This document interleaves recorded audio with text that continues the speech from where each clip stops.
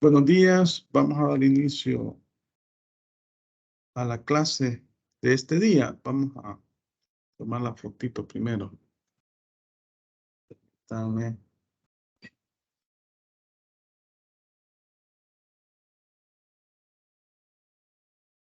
Dios.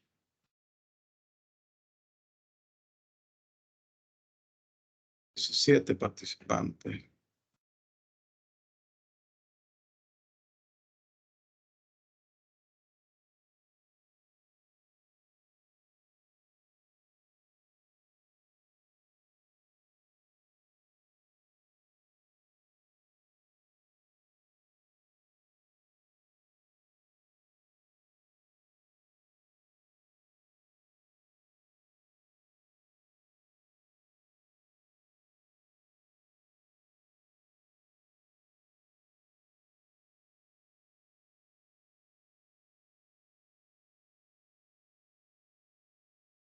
Vaya, bueno, vamos a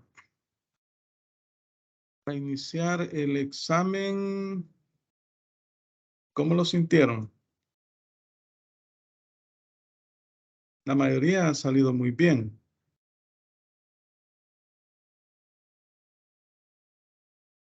Buenos días, Lick. Buenos días. Bueno, en lo personal, lo sentí más o menos fácil. Estaba fácil. Sí, En la próxima, en los últimos 30 minutos de la próxima clase lo vamos a resolver. Para los diferidos, la otra semana están programados, así que deben hacer los trámites porque el diferido de esta materia sería el jueves, el próximo jueves sería. Así que hagan el trámite respectivo. Bueno, ya en el aula virtual ustedes pueden ver que les he subido la presentación. No, quiero decir, no la presentación, la guía del trabajo para la siguiente unidad. Se los he subido, ahí lo pueden encontrar en la semana del 20 al 26. O sea, en esta semana. Ahí pueden encontrar la guía para el trabajo número 3, que va a valer el 40% para la unidad, para esta unidad. Y en la siguiente unidad lo van a exponer, en la unidad 4. Ahí va a valer 40% también la exposición. Así que ahí pueden encontrarlo. Busquen ahí la guía y la pueden bajar. Este día vamos a platicar sobre un tema, bueno, que es un poco, que ahí está en el Código de Comercio, pero que en realidad ha tenido en la práctica poca aplicación, lo que es la quiebra. El comerciante puede caer en quiebra cuando ya no le es posible efectuar el pago de sus obligaciones líquidas y vencidas. En esos casos cae en quiebra. Entonces existe un procedimiento ahí para que se pueda declarar, es un procedimiento judicial, el estado de quiebra del comerciante. El objetivo es proteger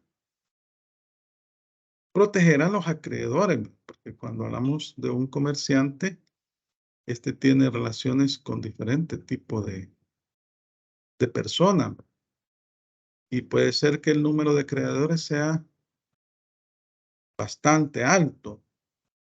Pero fíjense que este tema de la quiebra tiene poca aplicación práctica en El Salvador. Según, bueno, he estado investigando, por ejemplo, el único caso que se ha dado de quiebra, que ha sido declarado quebrado un comerciante, fue allá por 1966. Y no, pues no hay otro caso más.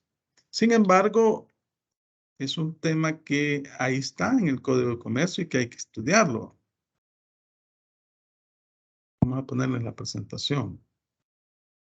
Entonces yo les decía que, bueno, solo que creo que no estoy compartiendo pantalla. Vamos a ver. Ah, ¿cómo no? Sí, sí está compartiendo. Sí, ¿verdad? Sí, ¿verdad? Sí. Vaya. Gracias. Vaya, cuando hablamos de quiebra, estamos hablando, les decía, que el comerciante puede caer en esta situación cuando ya no es posible que pueda cumplir con sus obligaciones líquidas exigibles. En esos casos, puede él solicitar judicialmente que se le declare en estado de quiebra o pueden los acreedores hacerlo. Entonces, como les decía, el objeto es proteger a las personas que tienen relaciones con el comerciante, que son acreedores. Pues, en términos generales podemos decir los clientes del comerciante, pero no contra todos los clientes puede tener deuda. Entonces, cuando cae en estado de insolvencia, en ese momento es que a petición de uno de los acreedores o de varios acreedores o a petición del mismo comerciante, puede darse inicio al procedimiento para que se le declare en estado de quiebra, porque ha caído en una cesación de pago. Fíjense que con la entrada en vigencia del Código Procesal Civil y Mercantil, se derogó el Código de Procedimientos Civiles y la Ley de Procedimientos Mercantiles. Pero resultó que este Código Procesal Civil y Mercantil no regulaba nada acerca de la quiebra, del procedimiento de quiebra. A raíz de eso, pues, la Asamblea Legislativa posteriormente emitió un decreto en el cual le dio vida a algunas disposiciones del Código de Procedimientos Civiles, se llama Código de Procedimientos Civiles, y la Ley de Procedimientos Mercantiles, en lo relativo a la quiebra y al concurso también de acreedores, que es aplicable en materia civil. Entonces, pues cuando hablamos de quiebra, el procedimiento se encuentra actualmente, el procedimiento judicial que se sigue en el Código de Procedimientos Civiles y la Ley de Procedimientos Mercantiles. Ahora bien, como decimos que cuando el comerciante cae en un estado de cesación de pago, no es posible que él pueda cumplir con sus obligaciones líquidas y exigibles. En esos casos puede caer en un estado de quiebra, pero no es un estado de hecho, sino que de derecho. Es decir, que debe ser declarada por una sentencia judicial. Ahora bien, haciendo un parangón o haciendo una diferenciación entre lo que es la quiebra mercantil y lo que es el concurso de acreedores, que es una materia aplicable a los particulares, o sea, en materia civil. La quiebra, bueno, el comerciante, con el hecho de que caiga en una situación de incumplimiento de una o más obligaciones, ya puede darse inicio al procedimiento de quiebra. En cambio, en el caso del concurso de acreedores, la ley es un poco más estricta. Se requieren por lo menos que que existan dos juicios ejecutivos en contra del deudor para promover el concurso de acreedores. Entonces, esto del concurso de acreedores está regulado del artículo 659 al 772 del Código de Procedimientos Civiles. Vamos a leer algunos artículos, no todos, porque en realidad el objetivo principal es que es la quiebra en materia mercantil. Entonces les decía que es necesario para que iniciar el concurso de acreedores, por lo menos que existan dos juicios ejecutivos en contra de la persona deudora para proceder. Vamos a ver aquí el 659.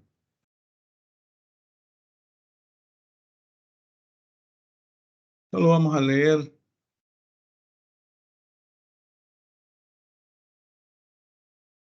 algunos artículos. Vaya, miren, se los voy a leer porque son poquitos. El artículo es el título 4, modo de proceder en el concurso de acreedores, capítulo 1, declaración del concurso. El artículo 659 establece el juicio de concurso de acreedores puede ser voluntario o necesario. Llámase voluntario cuando lo promueve el mismo deudor, cediendo todos sus bienes a sus acreedores. Y necesario cuando se forma instancia de uno más de los acreedores.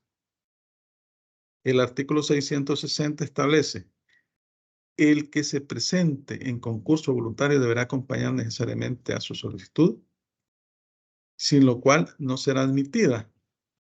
Un inventario de todos sus bienes hecho con individualidad y exactitud y con expresión del valor en que los estima. Solo podrán omitirse los bienes que no puedan ser objeto de embargo. 2. Un estado de relación individual de las deudas con expresión de su fecha y procedencia y de los nombres y domicilios de los acreedores. 3. Una memoria en que se consignen las causas que hayan motivado su presentación en concurso. Artículo 661. El escrito y documentos expresados en el artículo anterior serán firmados por el deudor o su procurador con poder especial. Si el deudor fuera una sociedad colectiva o en comandita, las piezas indicadas serán suscritas por todos los socios solidarios que tengan esta calidad por el contrato social y se hallen presentes en el domicilio de la compañía, y si fuera una sociedad anónima, por el gerente o administrador que haga sus veces. Bueno, esto acuérdense que aquí aplica el Código de Comercio y que el Código de Procedimientos Civiles pues es de allá por 1800. ¿verdad? En esa época no existía el Código de Comercio, por eso hace referencia a sociedades acá. Luego estos son los requisitos, miren. En el 662, la declaración del concurso necesario solo podrá decretarse a instancia de uno o más acreedores legítimos que comprueben las dos circunstancias que siguen. 1. Que existan dos o más ejecuciones pendientes contra el deudor, o sea, dos juicios ejecutivos. 2. Que en alguna de ellas no se han encontrado bienes libres de gravamen, conocidamente bastante a cubrir la cantidad que se reclama. Que en alguna de ellas no se han encontrado bienes libres de gravamen, conocidamente bastantes a cubrir la cantidad que se reclama. Estos son los requisitos que exige la ley para el caso del concurso. Ahora, en el caso de la quiebra, pues es más expedito el procedimiento, porque solo se requiere que el comerciante haya incumplido una de sus obligaciones líquidas. Y ahí puede cualquier persona o el mismo comerciante iniciar el proceso judicial de quiebra. En cambio, en el concurso debe existir al menos dos obligaciones, dos juicios ejecutivos y que se haya comprobado la inexistencia de bienes suficientes para poder cubrir sus obligaciones.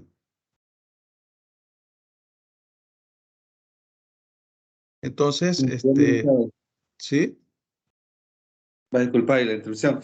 Mire, Ajá. fíjese que a mí me llama la atención el dato que nos da usted, ¿verdad? Que dice que solamente hay un caso en el cual se han declarado en quiebra en el año Ujú. 1986, ¿verdad?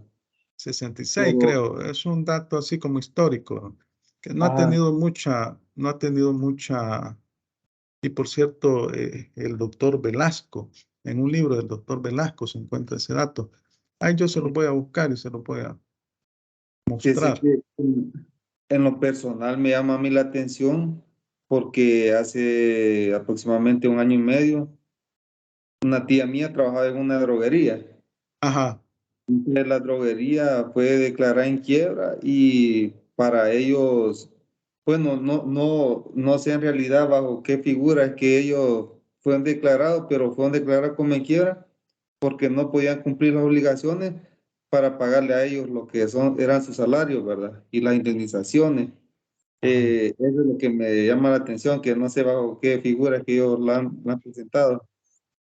No, lo que pasa mire, lo que pasa aquí en El Salvador, y eso es bien seguido, lo que usted está mencionando, que las empresas se declaran en quiebra ante los trabajadores, ¿verdad? Y cierran operaciones, pero no han sido declaradas judicialmente mediante el procedimiento establecido en el Código de Comercio. Lo que sucede es que normalmente cuando usted se endeuda, siempre hay garantía, ¿verdad? Usted puede hipotecar su empresa mercantil. Entonces, o puede ser prenda. Normalmente, cuando usted hace un préstamo, es bien difícil que no le pidan una garantía. Y lo que pasa es, por ejemplo, estas empresas, las de zona franca, es seguido que se declaran en quiebra. Y después llega y se van del país y dejan tirado todo ahí, ¿verdad? Y llega el Ministerio de Trabajo y hacen el valúo de los bienes para pagar indemnizaciones. Eso es lo que debe haber pasado con esa farmacia. Pero eso es bien común en el país. El problema, bueno, no sé si es problema, es que no se sigue este procedimiento judicial, es decir, puede ser a instancia del propio comerciante o puede ser a instancia de los acreedores. Pero lo que sucede es que cuando usted ha hipotecado la empresa mercantil y los bienes dan abasto, pues la gente no se va a complicar, el acreedor, ¿verdad? Lo que necesita es que se le pague su deuda, hace efectivas las garantías. Y Rivera Mata Alexandra, ¿es verdad? Sí, entonces una consulta, lo que mencionaba el compañero podría ser una quiebra dolosa. Eh, pues no les habría de decir, ¿verdad? A veces lo que pasa es que las empresas cierran por diferentes circunstancias y puede ser que realmente ya no tengan capacidad para cumplir con sus obligaciones, ¿verdad? Pero el procedimiento establecido en el Código de Comercio normalmente no se sigue. ¿Quién más? ¿Hay alguien ahí que ha levantado la mano? Buenos días, licenciado. Sí. A mí bueno, de acuerdo a lo que usted está explicando, y este tema ya en algún momento ya lo habíamos mencionado, inclusive en el ciclo pasado con usted, y nos decía que nos esperáramos que pues en esta asignatura íbamos a ver lo de la quiebra ya de una manera así ya bien específica. A mí me llama la atención y es un interrogante, ¿cuál es el sentido entonces que una empresa se declara en quiebra? No solamente podría decir, pues ya no puedo cumplir con las obligaciones económicas con los acreedores, ya no tengo para pagar la planilla, ya no puedo pagar las obligaciones de ley, entonces simplemente cierro la empresa y pues lo que está ahí que lo vendan o etcétera, no sé, ¿cuál es el objetivo en sí final de declarar una empresa en Bueno, es quiebra, que licenciado? ahí estamos hablando quizás quiebras de hecho, no de derecho, porque para que este es un procedimiento judicial eh, que es declarada por una Pues sentencia sí, por lo que judicial. digo. Ajá, ahora bien, cuando una empresa cierra operaciones porque se declara en quiebra de hecho, es decir, dice a los trabajadores, mire, ya no tengo capacidad.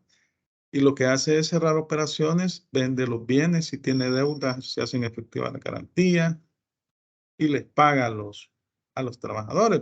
Le fue mal al comerciante, pues sí, imagínense ustedes tienen un negocio y les va mal. ¿Qué van a hacer? Liquidar primero las deudas a favor de los trabajadores. Esas deudas son de primera categoría, es decir, son las primeras que se pagan cuando hablamos de la preferencia, la prelación de créditos. Entonces, en esos casos, sí, pues sí, si ya no puede usted, imagínese usted en un negocio y ya no tiene capital, pues no le queda más que cerrar operaciones, ¿verdad? Y con la pandemia se dio mucho estos casos, incluso el gobierno hizo préstamos y sacó un decreto especial que pagaba las planillas de las empresas, ¿verdad? Porque se vieron en una situación bien dura. Eso es lo que pasa en la práctica. Pues, si ya no puede, ¿y cómo va a hacer? ¿Cómo le va a pagar a los trabajadores si ya no tiene capacidad? Ahora bien, lo que pasa es que esta figura jurídica que está establecida en el Código ha sido poco utilizada. O sea, básicamente no la utilizan. Pero ahí está el procedimiento. Se declara judicialmente y el objetivo es proteger a los acreedores, a los clientes, ¿no?, del comerciante. Ese es el objetivo. Pero, ¿qué les podría decir? Que por cuestiones prácticas quizás, porque es más fácil para una empresa cerrar operaciones, vender los bienes, pagar sus obligaciones y terminar, pagar obligaciones con trabajadores, que someterse a un proceso judicial de quiebra. Así lo veo. Ok, gracias, licenciado, gracias. Vaya. Entonces, decíamos que el concurso se aplica a las personas particulares y la quiebra a los comerciantes, es decir, quiebra a los comerciantes, concurso a los no comerciantes.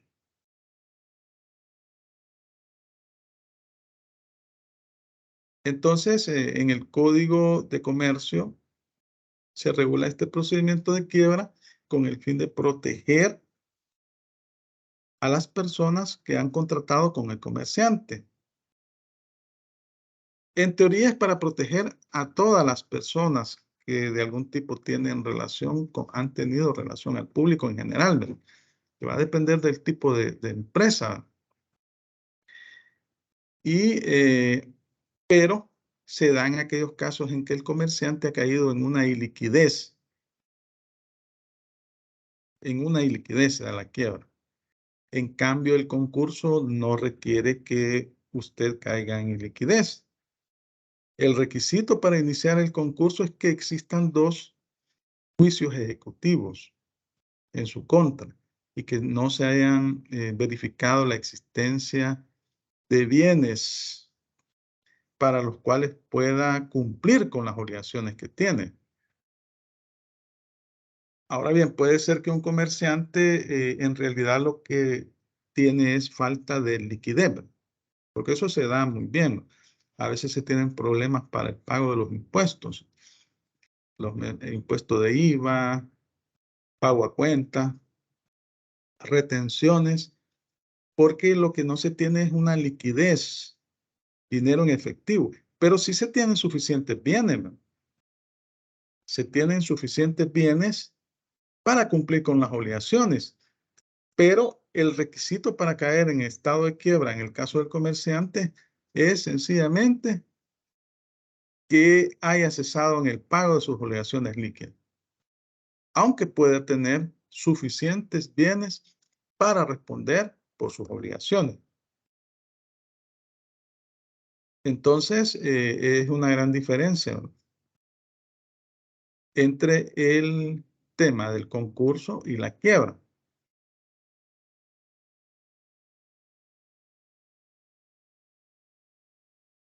Entonces, aquí pues hablamos de que en ambas situaciones lo que sucede es que las personas se encuentran en una insolvencia, es decir, no pueden dar cumplimiento a sus obligaciones, pero el comerciante es la normativa, el Código de Comercio es más severo con el comerciante que con la persona particular que cae en deudas o en insolvencia. Porque mientras no existan 2 juicios ejecutivos en su contra, no se puede iniciar el concurso. En cambio, la quiebra sí es posible. Con solo que cesen el pago de sus obligaciones, ya se puede dar inicio a este procedimiento de la quiebra, el procedimiento judicial, ya sea por medio del propio comerciante o por los acreedores o por el Ministerio Público. ¿Quién sería el Ministerio Público cuando el código habla del Ministerio Público?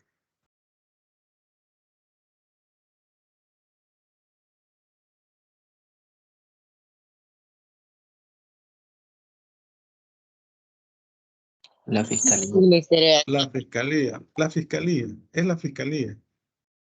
O sea, la Fiscalía es una institución que vela por los intereses del Estado y de la colectividad. Es decir, la Fiscalía normalmente demanda en defensa de los intereses del Estado. Entonces aquí puede, cuando un comerciante cae en quiebra, pueden verse afectados infinidad de personas. Todas las personas que de alguna manera tengan algún tipo de relación con el comerciante, o sea, el negocio, pues, que tengan negocios con el comerciante. Licenciado, Ajá. lo poco que le entiendo es que me dice que para las personas que no son comerciantes, estamos hablando de aquellas personas que han adquirido deudas, digamos, en el sistema financiero, y este ha caído en impago, recibe notificaciones, no paga, y le hacen el primer juicio para que pueda pagar. No paga, y hay más acreedores para él. Entonces, vuelven y le hacen otro juicio de parte de otra financiera. Ya con esos 2 juicios es que a él puede haber un concurso de acreedores. Mientras que con las empresas, las sociedades, esto solamente sería con los impagos para proceder ante un juicio, ¿verdad?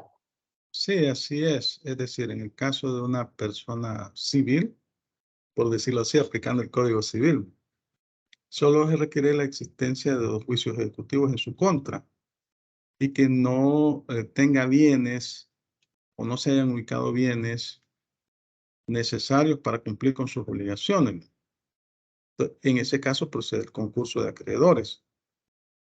En el caso de la sociedad, de los comerciantes, persona natural o jurídica, porque aquí no es solo sociedad.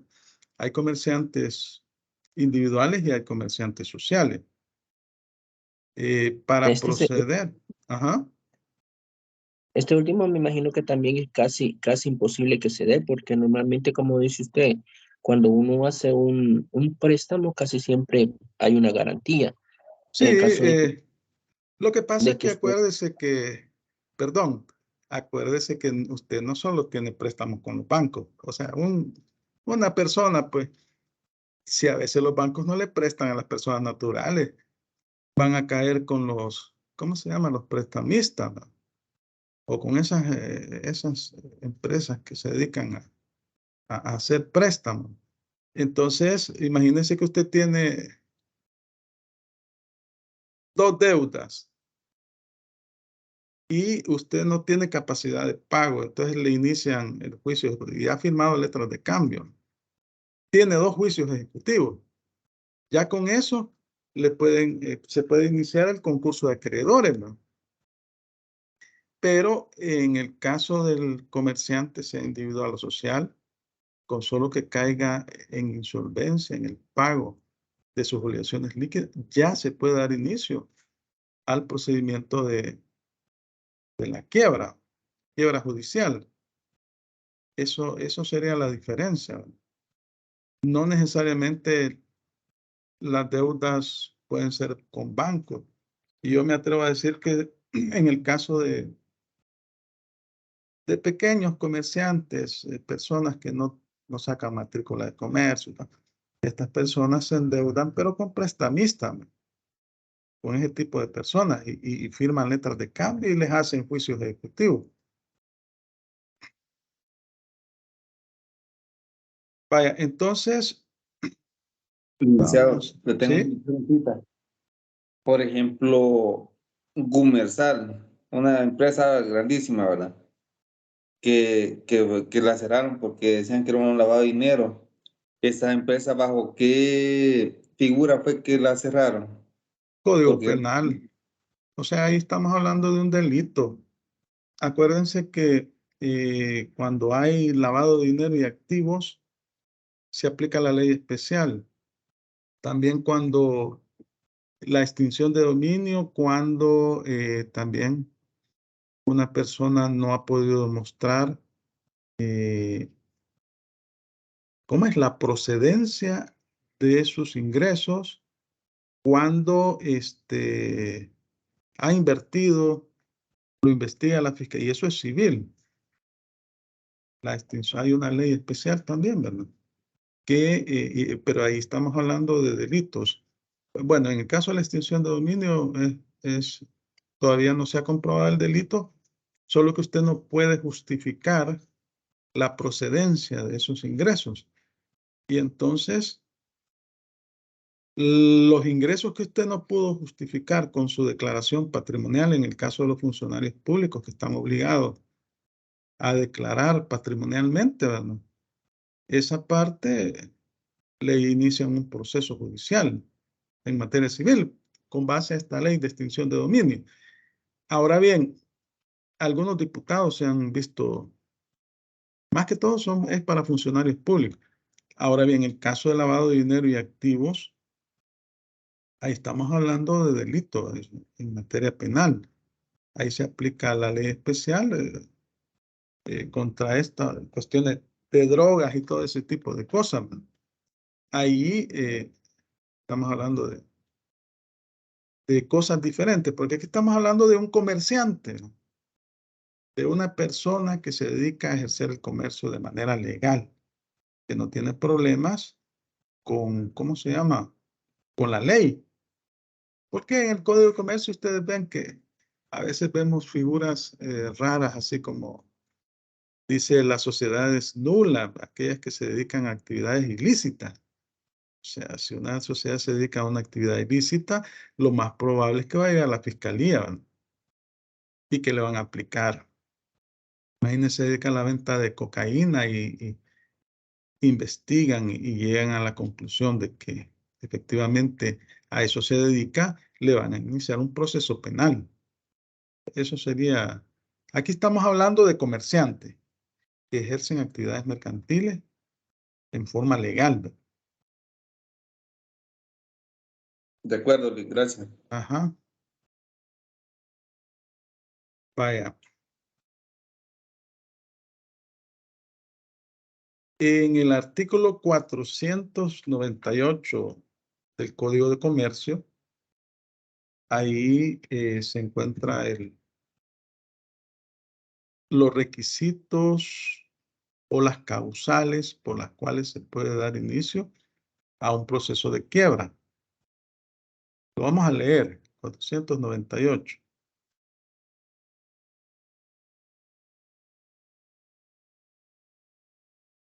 Alguien que me lo lea en claras, altas y pausadas voces. Si no tiene a la mano el Código de Comercio, pues me puede colaborar ahí en pantalla. ¿Va? Si tiene buena vista. Sí, alguien iba a decir algo. Se lo leo. Yo se lo leo. Vaya, hágame el favor. Pues. Yo, el compañero. Usted léalo. Problema, después el otro compañero va a leer el siguiente. De acuerdo, 498, ¿verdad? Sí. La declaración judicial de quiebra será hecha por el juez de comercio competente contra el comerciante que ha cesado en el pago de sus obligaciones y es constitutiva de un estado del mismo. Se presume esta situación en los siguientes casos. Voy a subir. Romano primero, incumplimiento de sus obligaciones líquidas y vencidas. Romano segundo, insuficiencia de bienes en los cuales se puede trabar embargo. Romano tercero, ocultación o ausencia del comerciante por 15 días o más, sin dejar al frente de su empresa a alguien que legalmente pueda cumplir con sus obligaciones. Romano cuarto, cierre voluntario de los locales de su empresa por 15 días o más, cuando tenga obligaciones que cumplir. Romano quinto, cesión de sus bienes en perjuicio de algunos de sus acreedores. Romano sexto, acudir a expedientes ruinosos, fraudulentos o ficticios para atender o dejar de cumplir sus obligaciones. Romano séptimo, pedir su propia declaración en quiebra. Romano octavo, solicitar la suspensión de pagos cuando ésta no proceda o cuando concedida no se concluya un convenio con los acreedores. Y Romano noveno, incumplimiento de las obligaciones contraídas en el convenio hecho con motivo de la suspensión de pagos. Vaya, ahí está el 10, mire. Romano décimo, en cualquier otro de naturaleza análoga a la de los anteriores. La presunción que establece este artículo se invalida con la prueba de que el comerciante puede hacer frente a sus obligaciones líquidas y vencidas con su activo disponible. Vaya. El otro compañero que me lee el 499.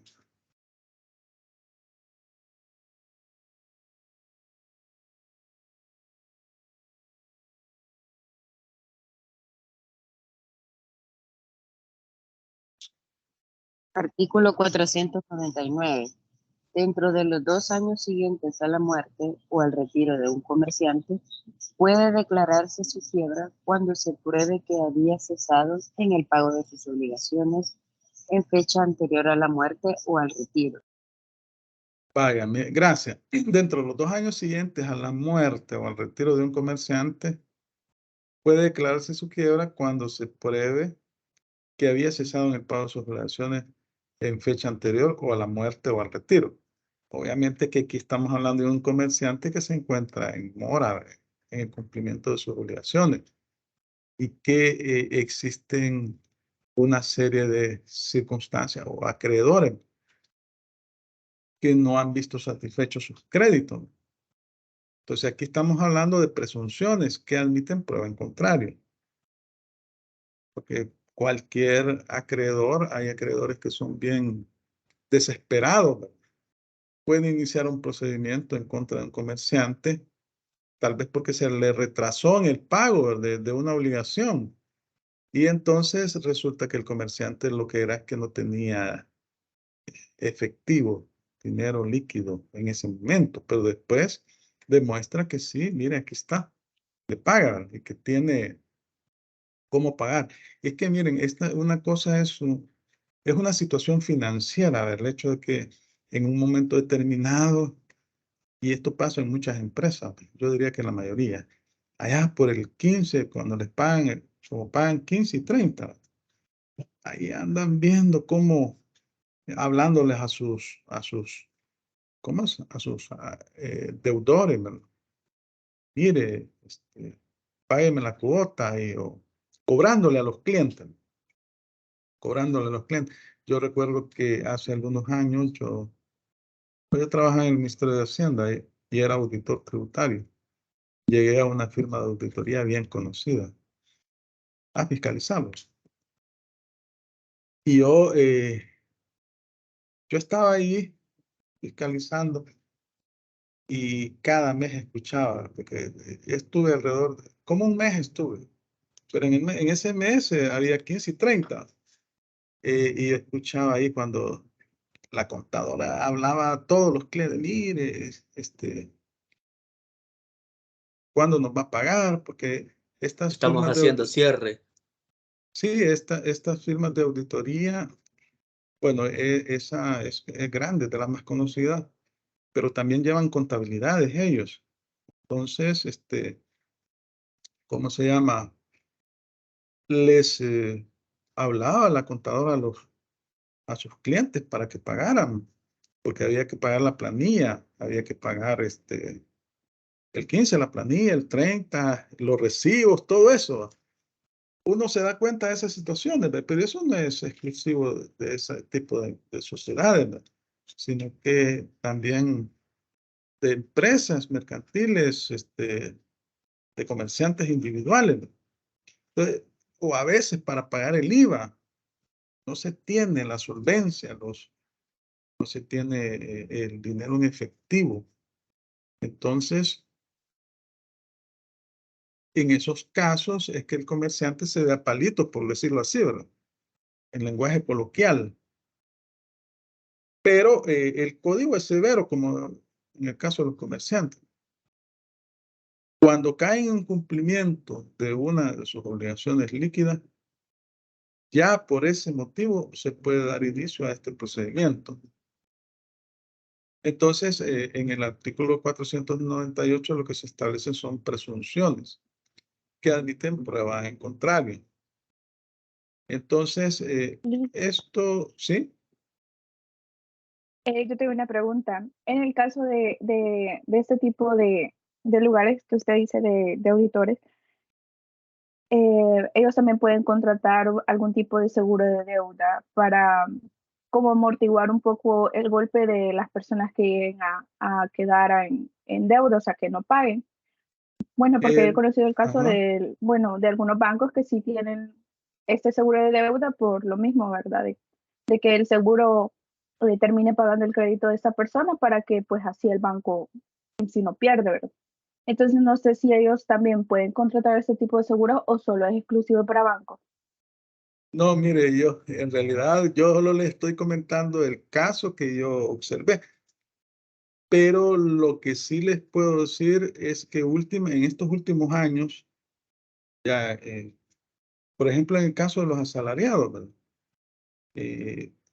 Cuando hay cambios de gobierno, en las alcaldías, en el gobierno central, comienzan a despedir un montón de gente, ¿verdad?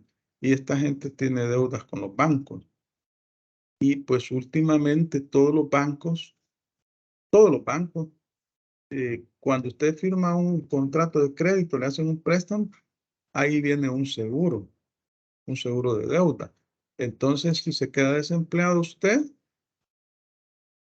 obviamente que debe acercarse al banco, llevar la documentación, etc. El banco hace el cobro a la aseguradora. Así actúan actualmente. Pero cuando son créditos con bancos, ¿verdad? Y esto no crea que solo son para los asalariados, también para las empresas.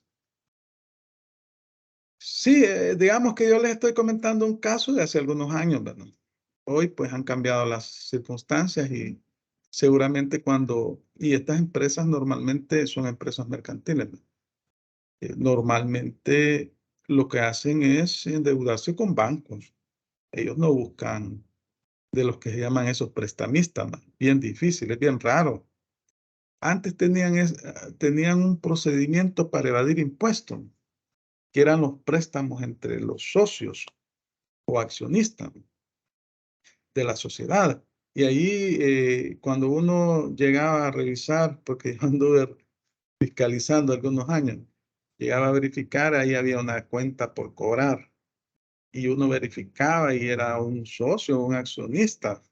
Era un mecanismo que tenían ellos para evadir impuestos, pero después de las reformas que se hicieron a las leyes tributarias, se cerró ese portillo. Actualmente debe de quedar debidamente justificada esa deuda y no se la admiten para efectos tributarios. Bueno, vamos a continuar. Entonces, En este artículo se establecen algunas causales que aquí se han quedado agrupadas en cuatro literales. Miren, aquellas que objetivamente constituyen la causal de declaratoria de quiebra, como el incumplimiento en el pago de las obligaciones líquidas gerenciadas del comerciante, la insuficiencia de bienes del mismo puesta de manifiesto cuando cualquiera de sus acreedores trata de hacer efectiva por la vía ejecutiva alguna obligación vencida, usar maniobras destinadas a no cumplir dichas obligaciones o pedir el propio comerciante su declaratoria de quiebra, el empleo de expedientes o maniobras destinadas a beneficiar a algunos de los acreedores en perjuicio de los demás, o que en cualquier forma haga suponer que se tomen en prevención de una quiebra inminente, tales como la cesión de bienes en perjuicio de algunos acreedores, la ocultación del comerciante sin dejar al frente de la empresa a alguien que pueda cumplir con sus obligaciones, o el cierre de los locales en la empresa cuando hay obligaciones pendientes de pago. ¿Cuántos días dice el código que deben transcurrir, según lo que acabamos de leer?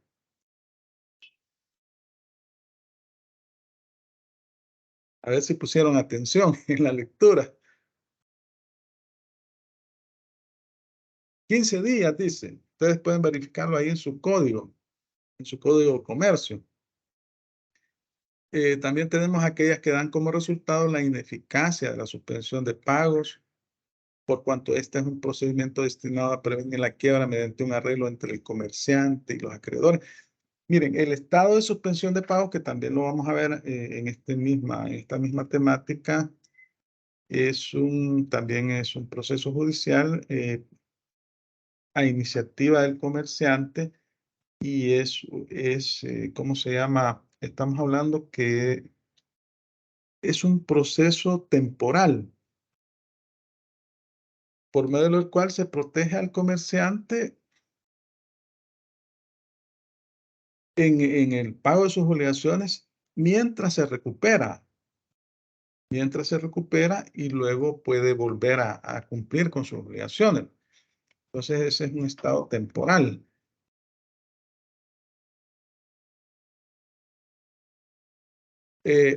Pero aquí se dan una serie de situaciones que pueden ser con el objetivo de evadir obligaciones por parte del comerciante, como por ejemplo solicitar la suspensión de pagos cuando sea improcedente.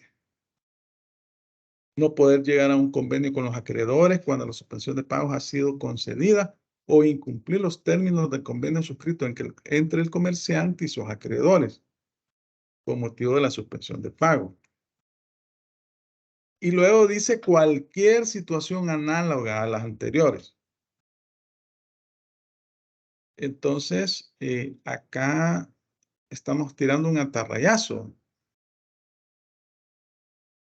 Cualquier situación que dé lugar al incumplimiento de sus obligaciones por parte del comerciante. A eso se refiere. Vamos a leer algunas disposiciones del Código de Comercio. Vamos a ver de los artículos 498 al 502.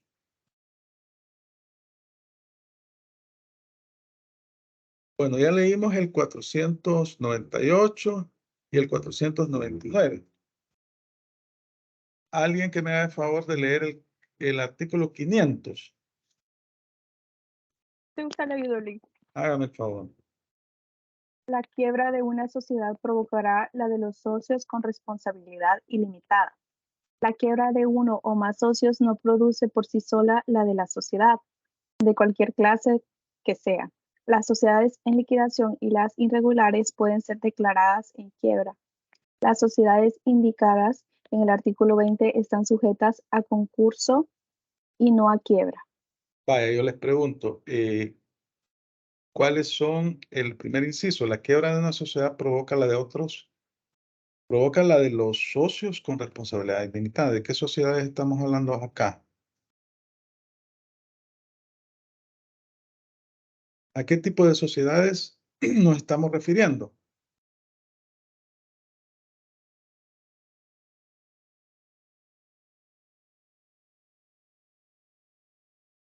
a las sociedades de responsabilidad ilimitada. Ajá, pero ¿cuáles son esas? En comandita, Solo de personas. Las sociedades de personas. Las sociedades de personas. Luego aquí dice, las sociedades indicadas en el artículo 20 están sujetas a concurso y no a quiebra. ¿Cuáles son estas? Las del artículo 20, ¿se recuerdan? Si alguien tiene ahí un código de comercio y lo lee, porque yo aquí tengo el... ¿Se recuerdan? ¿Cuáles son?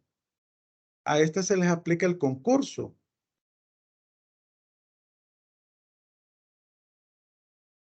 Y en ese sentido, la disposición que leímos del Código de Procedimientos Civiles y Mercantiles, el artículo 661, si el deudor fuere una sociedad colectiva en comandita, ahí se va a aplicar a estas sociedades el concurso. Artículo 20 del Código Mercantil dijo, Lick. Sí, del Código de Comercio, sí. El Código de Comercio, perdón. Creo que, si no me equivoco, es este, donde se lo leo, ¿no? Sí, léalo, por favor. No obstante su calidad de mercantiles, las sociedades que se constituyen como colectivas o comunitarias simples de capital fijo y que tienen exclusivamente una o más de las finalidades que se indican a continuación, una vez inscritas quedarán exentas de las obligaciones profesionales de los comerciantes contempladas en el libro segundo de este código, excepto las mencionadas en los números 1 y 4 del artículo 411 de ese mismo código. Ajá. El uno Las es... finalidades ajá, a que se ¿sí? refiere el inciso anterior son: 1, el ejercicio de la agricultura y ganadería; 2, la construcción y arriendo de viviendas urbanas, siempre que no se construya con ánimo de vender en forma regular y constante las edificaciones; y numeral 3, el ejercicio de las profesiones liberales. Eso es todo. Vale, gracias. Solo están obligados a cumplir el Romanos 1, que es sacar matrícula de comercio. El 4, ejercer el comercio en los límites de la buena competencia. A eso. Entonces, en estos tipos de sociedades, con esas características, se va a aplicar el concurso y no la quiebra. Y a los demás comerciantes se les va a aplicar la quiebra. Vaya, continuemos leyendo el 501. Alguien que me colabore con el 501, por favor.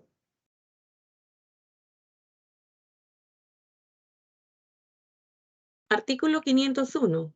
La acción para promover el juicio universal de quiebra pertenece al Ministerio Público, al propio quebrado y a cualquiera de sus acreedores.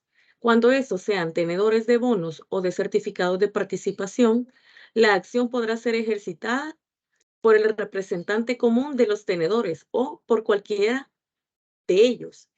La quiebra de una sociedad también puede ser promovida por cualquiera de los socios, cuando la Junta General o los administradores, en su caso, se nieguen a solicitar la quiebra voluntaria de la entidad. A la quiebra de las sociedades les son aplicables, en lo pertinente, los artículos 351 y 352. Del Código de Comercio, ya lo vamos a ver. ¿Alguien más que me lea el 502, por favor? Artículo 502. El juicio universal de quiebra, el de suspensión de pagos y el de rehabilitación de quebrado, lo mismo que sus incidentes, se tramitará de conformidad con las disposiciones del Código de Procedimientos Civiles. Cabalmente, miren, en esa época no existía el Código Procesal Civil y Mercantil. Pero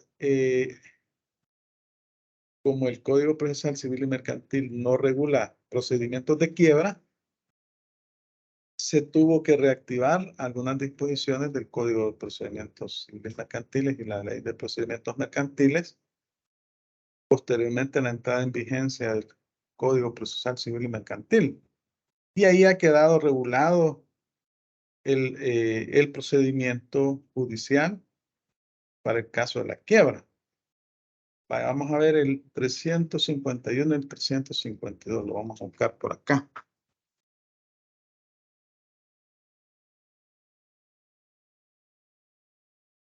Aquí está haciendo referencia a la fiscalía. Siempre que en el presente capítulo se conceda una acción al Ministerio Público, deberá ejercitarse por medio del Fiscal General de la República. Luego el 352, siempre que en este capítulo se confiera acción al Ministerio Público, la oficina que ejerza la vigilancia del Estado tendrá las siguientes atribuciones. Está hablando de la Superintendencia de Sociedades y Empresas Mercantiles.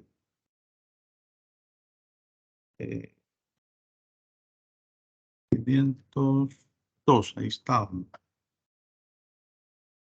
Vaya, vamos a continuar acá.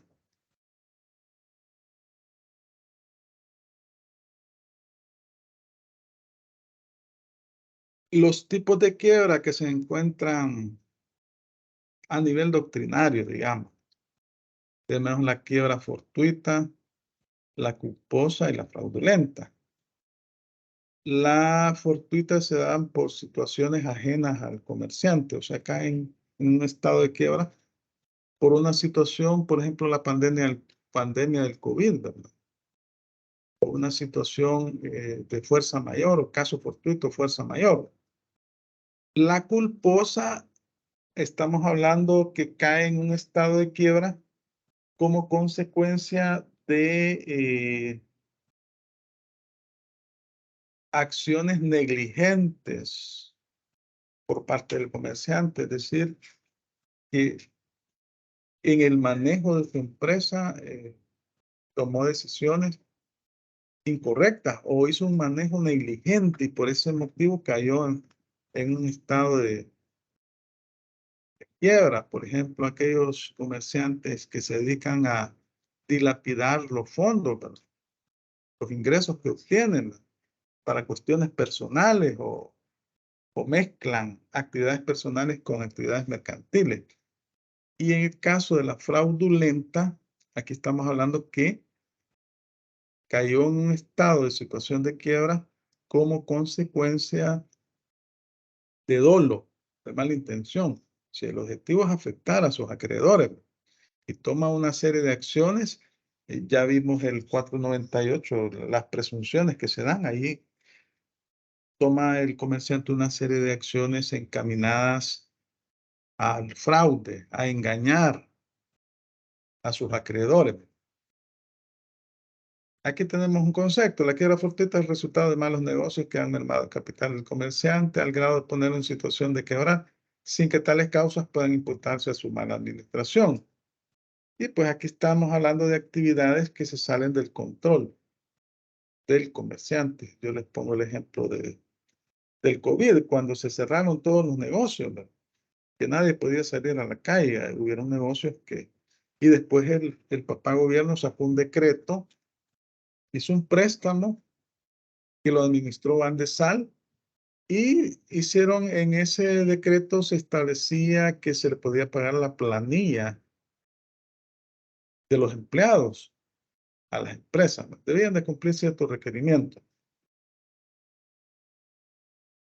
Acá estamos hablando de situaciones en las cuales no tiene nada que ver el comerciante. Son casos fortuitos, fuerza mayor, u otro tipo de cosas en las que se comprueba que no hubo mala intención. En el Código Penal se establecen delitos. Vamos a leer el 241 y 242 del Código Penal. Vamos a ver, aquí lo tengo yo también, 241 y 242.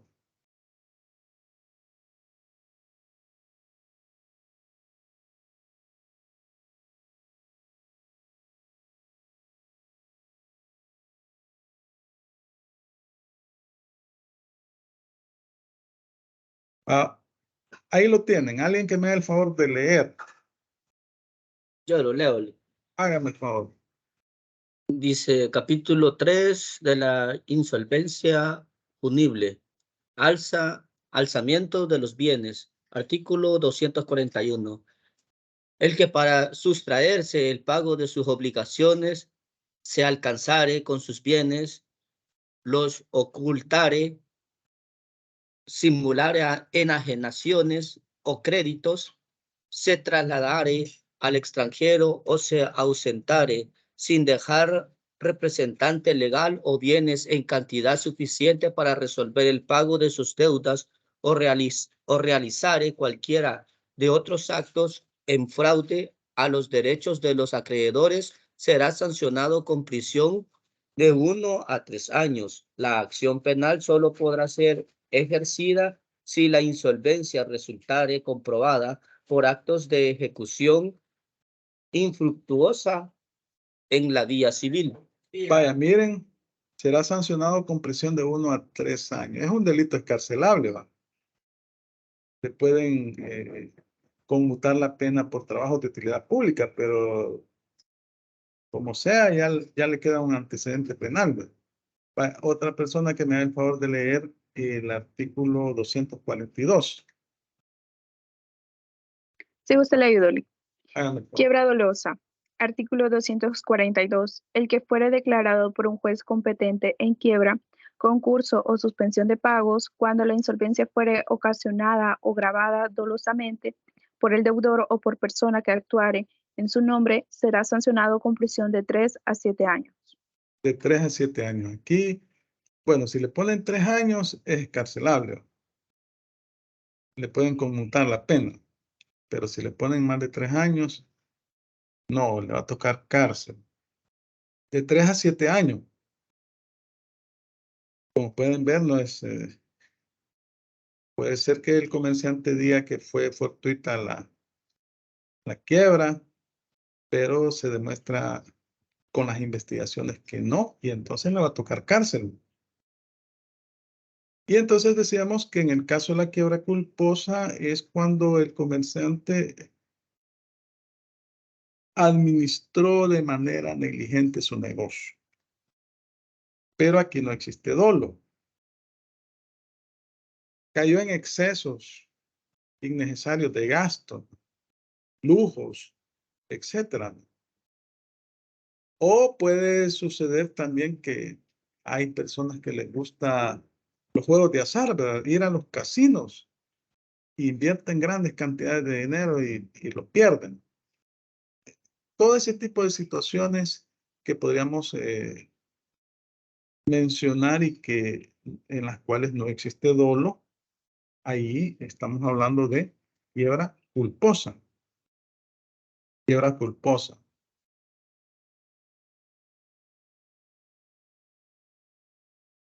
Pues son situaciones en las cuales el comerciante cae en una situación de insolvencia por sus malos manejos. Ahora, en el caso de la quiebra fraudulenta, pero aquí tenemos algunas menciones. Como ejemplo, cuando el comerciante ha llevado un tren de vida excesivamente costoso en relación con los ingresos propios de su negocio, cuando ha sufrido pérdidas extraordinarias en las que se han expuesto conscientemente en el juego para el caso, cuando se ha dado cuenta por medio de su balance de que adeudaba cantidades excesivas en relación con el monto de su negocio y no haya procurado prevenir esa situación mediante la suspensión de pagos, mediante la quiebra voluntaria, cuando ha vendido con pérdida y a menos del precio corriente de plaza, mercaderías cuyo valor está debiendo, o cuando ha especulado imprudentemente con las fluctuaciones del precio de la mercadería, aunque sea con el objeto de dilatar la quiebra. Aquí estamos hablando de situaciones en las cuales no media el dolo, pero sí media una negligencia, una administración negligente por parte del comerciante. Ahora, cuando hablamos de quiebra fraudulenta, ahí volvemos al artículo 241 y 242 del Código Penal, ¿verdad? Que acabamos de leer. En el primer caso, estamos hablando de 1 a 3 años y en el segundo, quiebra dolosa. Caso a la quiebra dolosa, de 3 a 7 años de prisión. En estos casos, el comerciante cae en un estado de quiebra de forma consciente, o sea, con el fin de evadir sus obligaciones. Y entonces se idea una serie de maniobras para aprovecharse dolosamente de sus acreedores. Aquí estamos hablando que existe dolo, mala intención.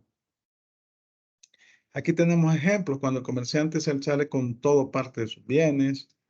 Eso está en el artículo 241. Cuando traspasare del Código Penal.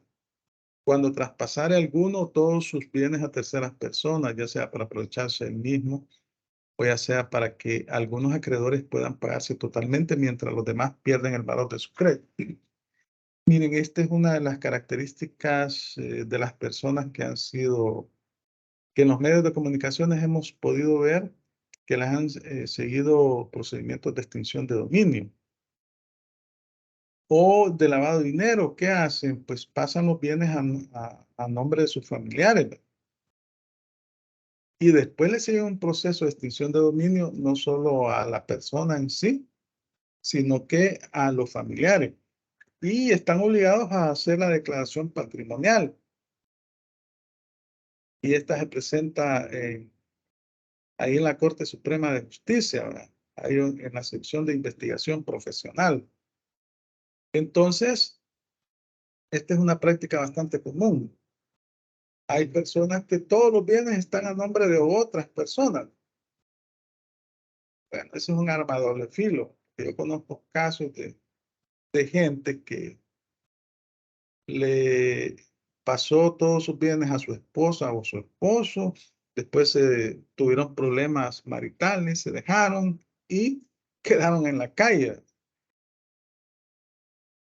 Pero obviamente que cuando hablamos de crimen organizado, si ustedes, cuando le pasan bienes a testaferros, se llaman, denominan, ahí pues es bien difícil que la persona que normalmente son personas humildes a quienes les han quedado los bienes, se vayan a apropiar de esto, porque si no los mandan a matar. Cuando alterare su contabilidad o similar de contrato, sin perjuicio de que aquí cae también en evasión de impuestos. Puede caer en evasión de impuestos. Y que los contadores, los auditores, también puedan tener algún tipo de responsabilidad, porque pues la carrera de la contaduría pública, al igual que la carrera de derecho, son carreras que se encuentran reguladas por ente, ¿verdad? Entonces, también puede existir una responsabilidad administrativa, una penal y una civil. Cuando usara para sus propios negocios fondos ajenos en custodia o enajenar sin estar autorizados para ello bienes ajenos que tengan depósito. Entonces, acá, cuando hablamos de quiebra fraudulenta, el objetivo es evadir el pago de sus obligaciones mediante una serie de mecanismos ideados de manera intencional, que existe dolo, con el fin de causar un perjuicio. ¿Y quiénes son los que se ven perjudicados? Son los acreedores. El artículo 500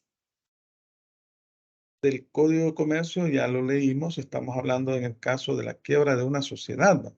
Cuando son sociedades de personas, ¿cuál es la característica de las sociedades de personas? Bueno, en primer lugar,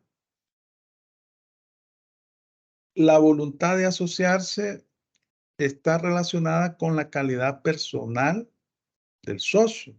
Es decir, a la sociedad le interesa conocer quién es esa persona, cuál es su situación patrimonial. Y ellos responden solidaria e ilimitadamente. Responden solidaria e ilimitadamente por el pago de las deudas de la sociedad, que significa responder ilimitadamente. Les pregunto, ¿qué significa que una persona responda ilimitadamente en el caso de una Puede sociedad de responder, personas? Que tendría que pagar con sus bienes puede responder personales. con sus bienes, Ajá. Es decir, que si las como deudas, casa, sí, correcto. carro, todo lo que tenga nombre de la persona que está dentro de la sociedad. Ajá. ¿Y eso cuándo se da? ¿Cuándo se puede dar ese caso? Que a usted le va a tocar responder con sus propios bienes.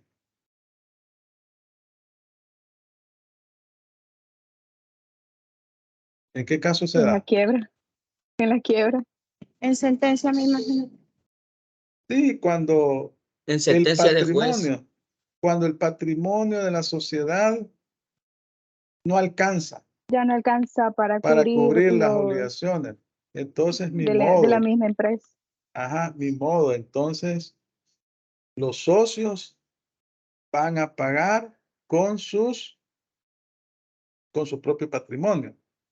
Pero bien, no todas las sociedades de personas se responde solidaria e ilimitadamente. Hay una en la cual no es así el caso, que los socios responden de manera limitada al monto de sus aportaciones. ¿Cuál sociedad es esa?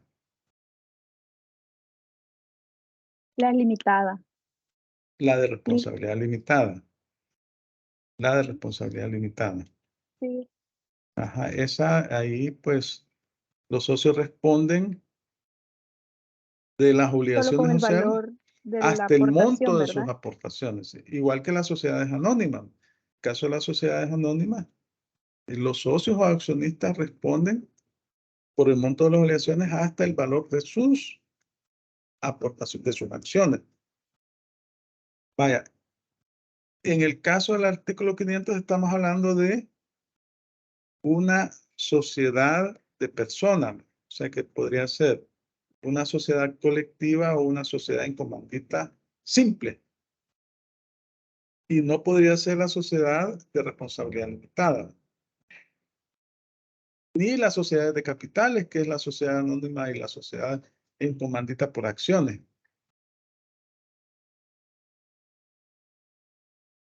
El 502, artículo 502, que ya lo leímos también, el 502, este último que leímos. En este artículo se establece quiénes son los competentes para promover el juicio universal de quiebra. En primer lugar, los acreedores. Puede solicitarla también el comerciante y el Ministerio Público, es decir, el fiscal general de la República, que, como les decía, protege los intereses del Estado y también los intereses públicos. Forma parte del Ministerio Público. Vaya, ¿quiénes conforman el Ministerio Público, por cierto? La fiscalía. La Procuraduría, Ajá. Derechos Humanos. Derechos humanos. Ajá, ¿cuál otra?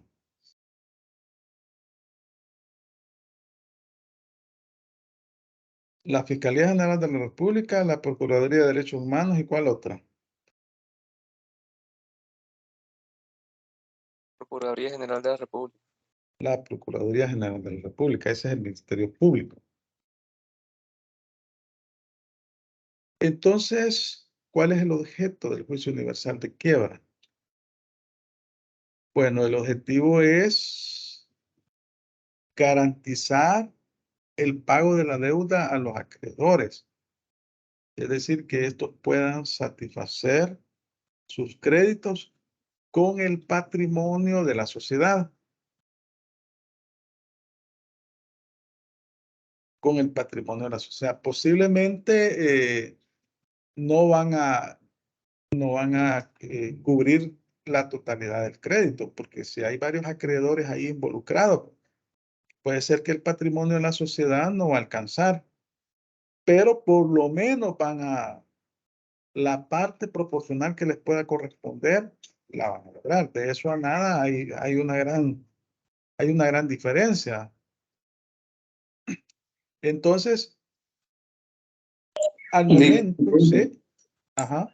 De que todo lo que quede así con lo que cuente la empresa, lo divide entre todos los acreedores. Sí, pues sí, ese es el objetivo. El patrimonio queda a disposición. No queda, nombran liquidadores. Entonces no queda a disposición de los accionistas, o si es un comerciante individual, del comerciante individual. Le quitan ese patrimonio y queda a disposición del cumplimiento de las obligaciones. Obviamente que, como les digo, si son muchos los acreedores, se les va a pagar en proporción al monto de su deuda en forma proporcional. Ahora bien, si el patrimonio de la sociedad es suficiente, es un patrimonio que tiene bastantes bienes, puede ser que alcance para todo. Pero puede ser que no, lo más probable es que no va. Entonces, el patrimonio queda a disposición, se nombran liquidadores. ¿Y por qué se le excluye al quebrado de la posibilidad de seguir manejando su patrimonio? Para evitar que siga endeudándose, para evitar que se siga endeudando. Entonces, ya cuando se tiene el patrimonio, se ha nombrado un liquidador, ya se sabe, se cuantifica cuánto es el monto de la deuda, cuántos son los acreedores. Y se evita que el comerciante continúe operando y se pueda seguir endeudando, porque a medida que se vaya endeudando más, se va a ir disminuyendo ese porcentaje del patrimonio que se pueda recuperar. Vaya, cuando hablamos de los efectos de la quiebra,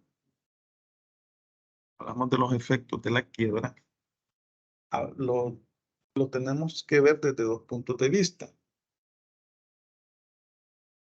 Desde la persona, del comerciante, o sea, el que está quebrado, y desde el patrimonio de este comerciante. Acuérdense que un comerciante puede ser una persona individual o puede ser una persona jurídica, una sociedad.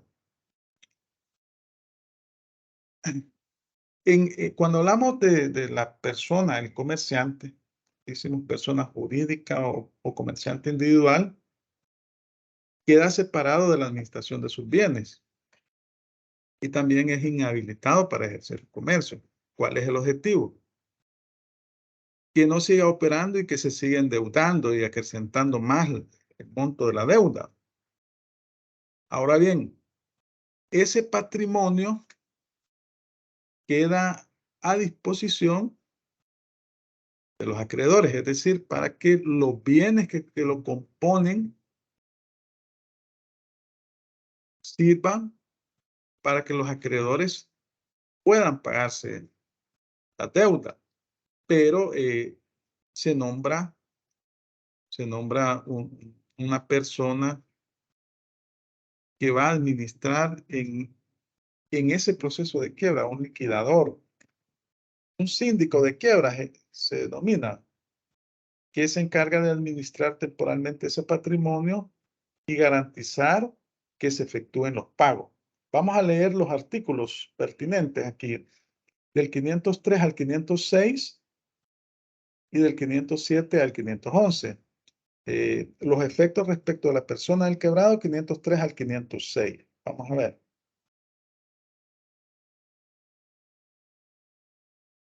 Vaya, alguien que me colabore. Ahí me pueden colaborar varias personas, pero hay que leer las disposiciones, ¿no? Porque si no, no.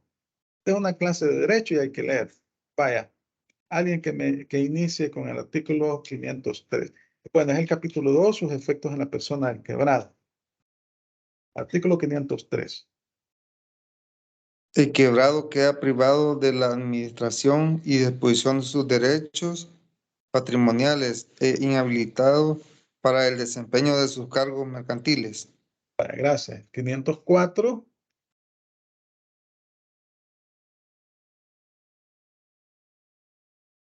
La quiebra puede ser fortuita, culposa o fraudulenta y se considera fortuita mientras no haya sido calificada culpable o fraudulenta por el juez de comercio competente, ejecutoriada a la sentencia en que se califica la quiebra como culpable o fraudulenta. El juez de comercio está obligado a dar cuentas inmediata de su resolución al fiscal general de la República para que bajo su responsabilidad personal promueva la acción penal que sea procedente.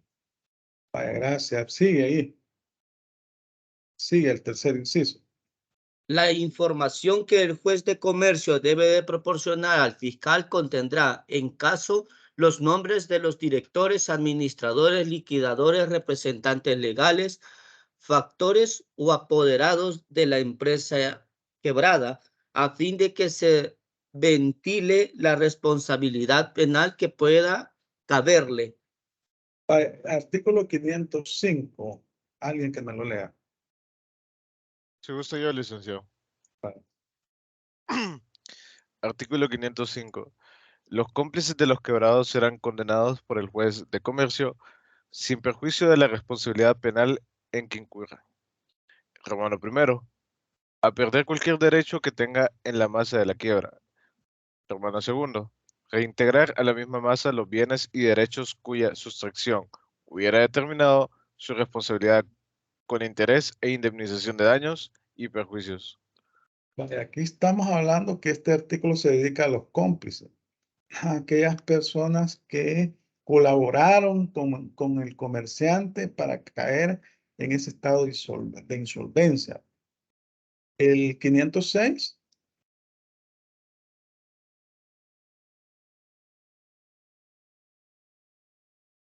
Se lo leo, Lick, otra vez. Hágame el favor. Dice 506. Aunque en la sentencia penal no se exprese, esta producirá los siguientes efectos mercantiles respecto a la persona declarada responsable de la quiebra culpable o fraudulenta. Literal A. Incapacidad para ejercer el comercio por el tiempo que dure la condena. Literal B. Incapacidad para ejercer cargos mercantiles durante ese mismo tiempo. Estos son efectos mercantiles. Ahí relacionan los artículos 241 y 242 del Código Penal. Luego, el capítulo 3 hace referencia a sus efectos en el patrimonio del quebrado. Creo que, vamos a ver.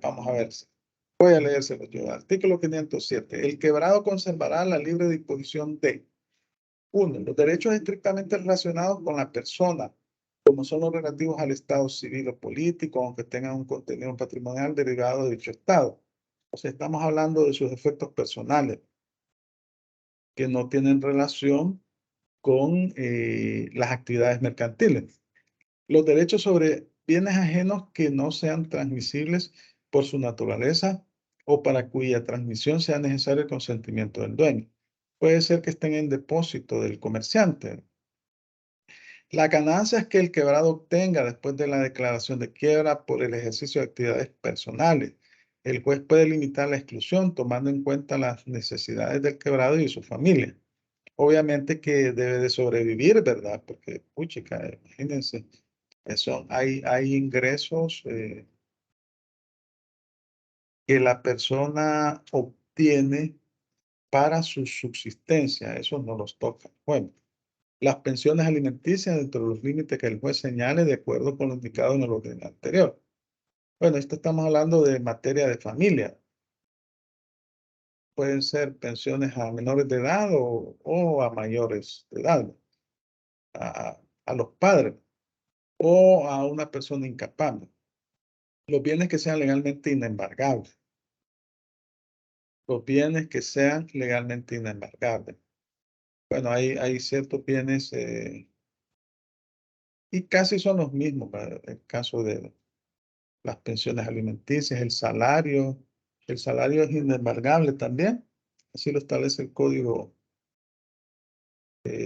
Procesal Civil y Mercantil hasta cierta cuantía. En algunas leyes se habla del 30%,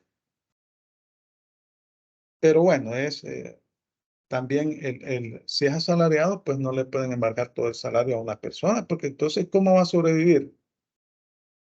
Alguien que me lea el 508.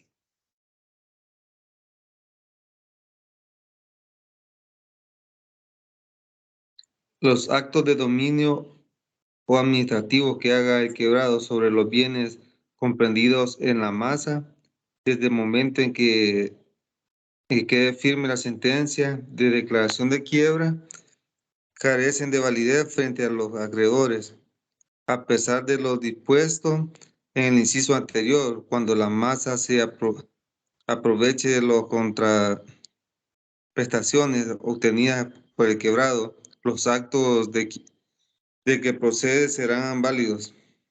Vaya. Luego, el 509 dice que los efectos de la quiebra se retrotraen a la fecha de cesación de pagos, de conformidad con las disposiciones pertinentes del Código de Procedimientos Civiles Mercantiles.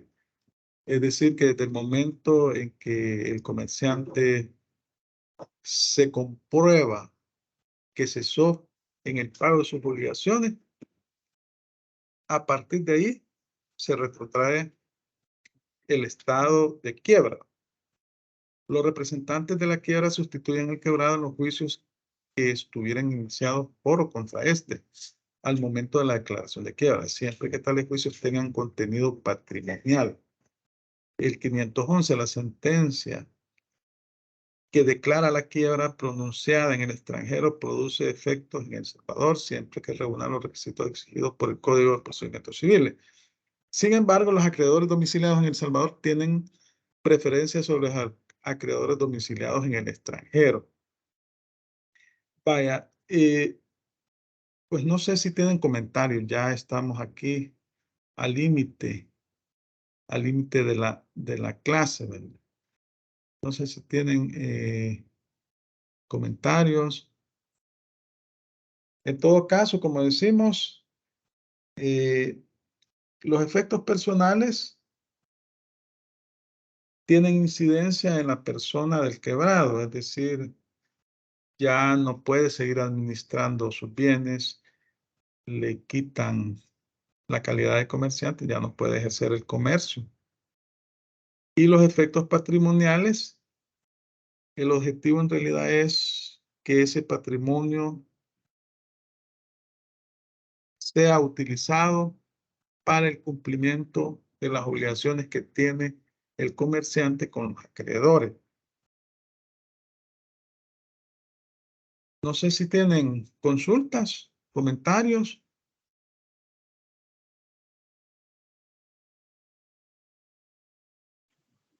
Por mi parte, no, Lee. Vaya, si no, pues nos vamos a quedar hasta acá. Solo comentarles que estén pendientes los que van a hacer el examen diferido. Si no mal recuerdo, está programado para la próxima semana. En todo caso, sería para el próximo jueves, el examen diferido. Verifiquen ahí la calendarización, pero sí, seguro que es para el próximo jueves. Entonces, deben de hacer el trámite respectivo y realizar el diferido. No sé cuántos son, desconozco en este momento. En la próxima clase, los últimos 30 minutos los vamos a ocupar para resolver el parcial. Hay que resolver el parcial, ¿verdad? Y bueno, entonces hemos llegado al final de la clase. Pasen un feliz día, bendiciones y nos vemos hasta el próximo jueves con este tema de la quiebra. Gracias. Feliz día. Buen día, Lee. Bendiciones. Gracias, feliz día a Gracias. todos. Gracias, Lick. Bendiciones. Bendiciones. Bueno, Ya vimos que bendiciones. está la guía 3 ahí también en el aula. Ah, sí, la guía 3 se me había olvidado. Ya subí la guía 3 en el aula. Verifiquen ahí. Ahí está, la pueden bajar ya. Y acuérdense que solo van a entregar el trabajo, vale 40%. Y en la siguiente unidad lo van a defender mediante una exposición. Bueno, gracias pues. Feliz día. Feliz día, Lick.